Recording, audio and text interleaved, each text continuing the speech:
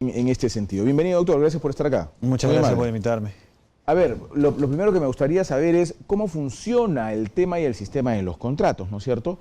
Se habla de posibilidades de contratos de simple palabra que se sellan con un apretón de manos y no necesariamente con la firma en un documento. ¿Cuándo se puede producir esto? ¿Cuándo se produce? ¿Cómo funciona eso? ¿Cuándo es válido? Tendríamos que separar dos puntos, ¿no? Uno que son los contratos laborales y otro que son los contratos de servicios, es decir, las locaciones. Ya. Dentro de los contratos de servicio, que puede ser inclusive tal vez un dictado de un seminario o de una charla o un servicio específico que tiene un inicio y un final y que es completamente autónomo, que son los recibos por honorarios, no necesariamente tiene que estar por escrito un contrato. Se puede pactar de manera verbal. No te requiere una formalidad. En cambio... No importan los montos tampoco. No importan los montos. Ya. Pero de ahí voy a hacer una aclaración sobre eso. Es decir, solo la formalidad, ¿no? Ahora, en el tema laboral hay dos posibilidades. Una posibilidad es el contrato básico o general, que es el contrato a plazo indeterminado. Es decir, que no tiene un fin. Te contratan y tú vas a seguir laborando conmigo hasta Dios sabe cuándo. Esos contratos pueden ser verbales, pero los contratos escritos son los que te requieren alguna formalidad, como es el caso de los contratos a plazo fijo, o que son de un régimen especial, o por ejemplo que sean de plazo determinado. Es decir, que no sean el estándar, el general indefinido.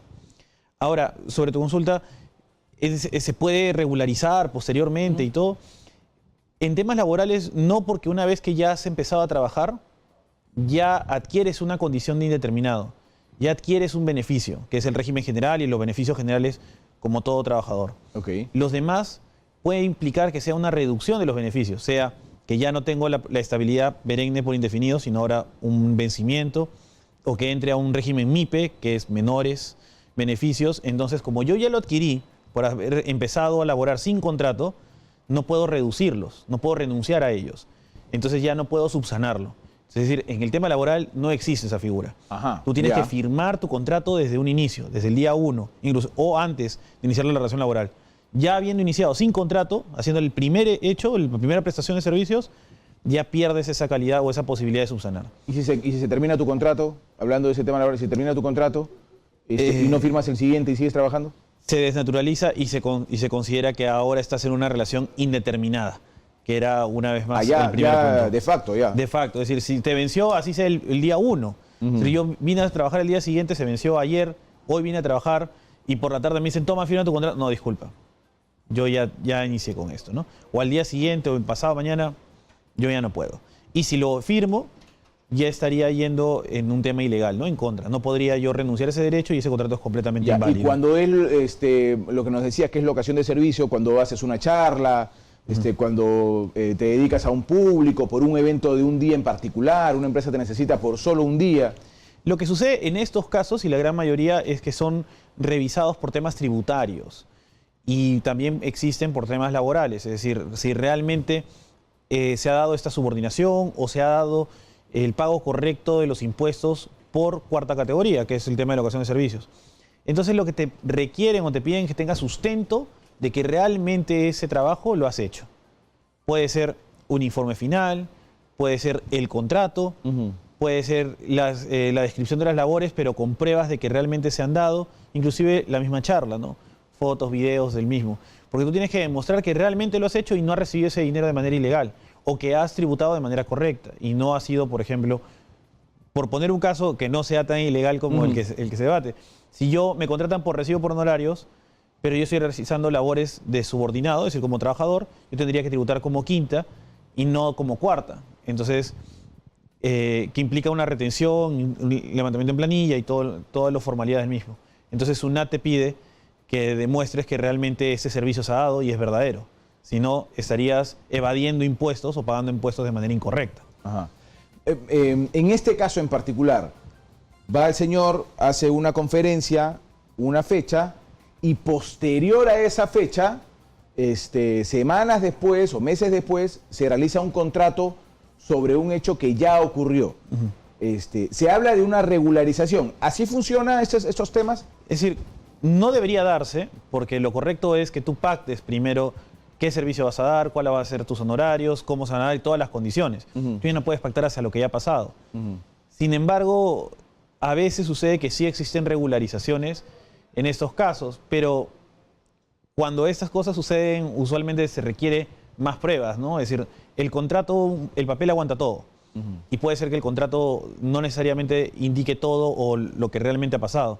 Nosotros tenemos, por lo menos en tema laboral, el principio de primacía de la realidad, que es, no importa lo que diga el papel, lo que realmente ha sucedido es lo que vale. Exacto. Entonces, en este caso, usualmente es lo que se ve de esa manera y se puede observar si es que se ha regularizado el contrato, pero bueno, dame más herramientas, ¿no? Realmente ha sucedido, realmente ha existido esa charla, se ha dado eso, hay videos, hay fotos, cuéntame un poco más. Y tendrá que ser la autoridad quien decida si eso satisface las presunciones o su certitud de decir, sí, exactamente ha pasado.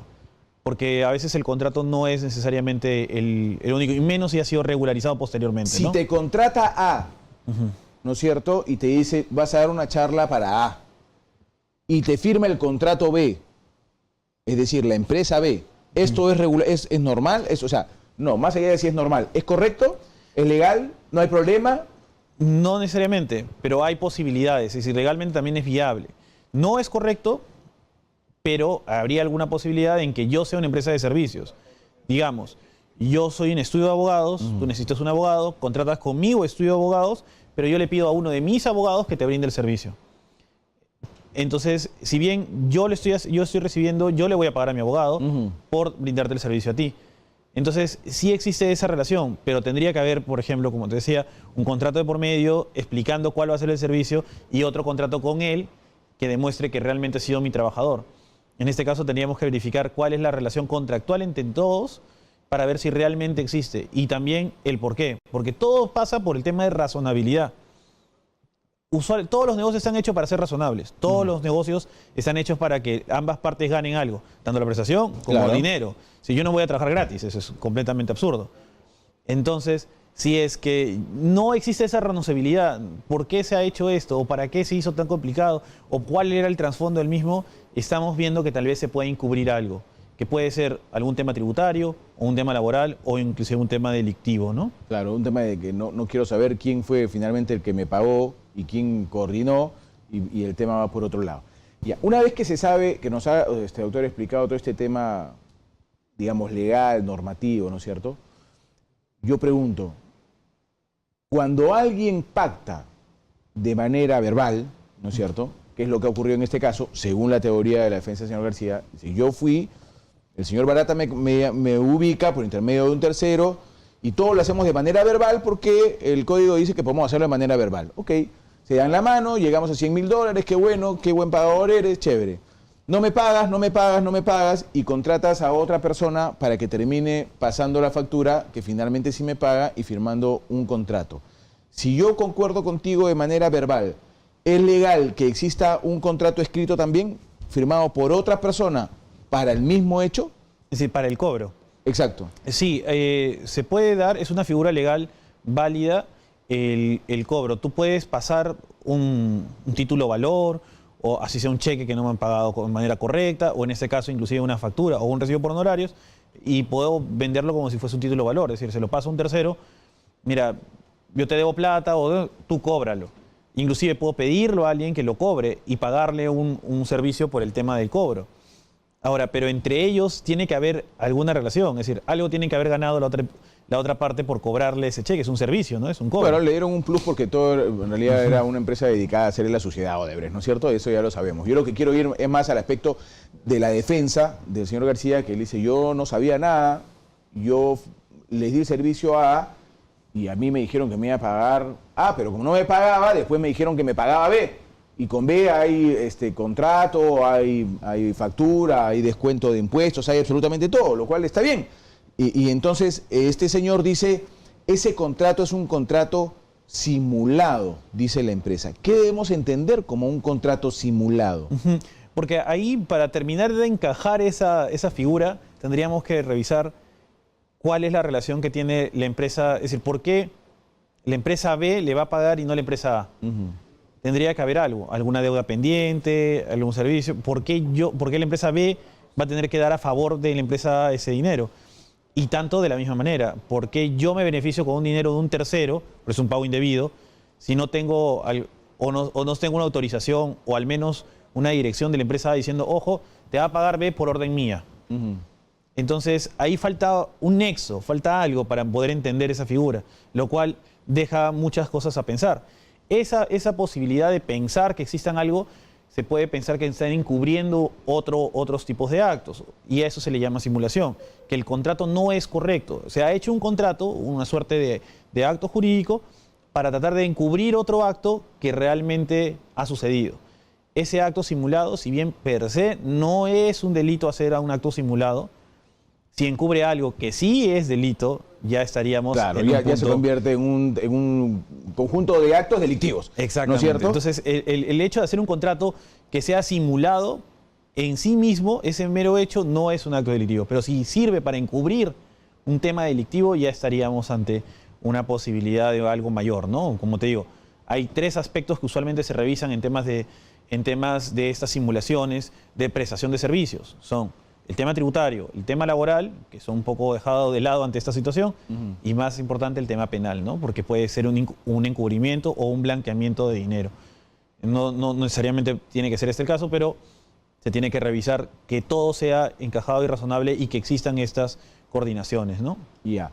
Y un tema final, doctor, que tiene que ver con los montos, porque yo le preguntaba, ¿hay una diferencia con el tema de montos? Cuando hablamos de montos grandes, fuertes, gordos, hablamos de que de todas maneras tiene que dar documentos, o todo esto, esta figura que usted nos ha mostrado, es una figura que puede darse de manera legal sin importar las sumas de las que estemos hablando. Es decir, no importan las sumas, porque realmente no existen variaciones de acuerdo a ley. Es decir, no te dicen a partir de tanto ya es necesario esto de manera obligatoria. Pero lo que sí es necesario es que, por ejemplo, para poder tú realizar un monto o tener un pago de esta magnitud, vas a tener, de todas maneras va a saltar SUNAT, de todas maneras va a saltar la unidad de inteligencia financiera, van a poder hacerte revisiones, y si tú eres una persona que ha sabido un poco manejar estas cifras o recibir estos pagos, debes tener todo al día, todo en regla.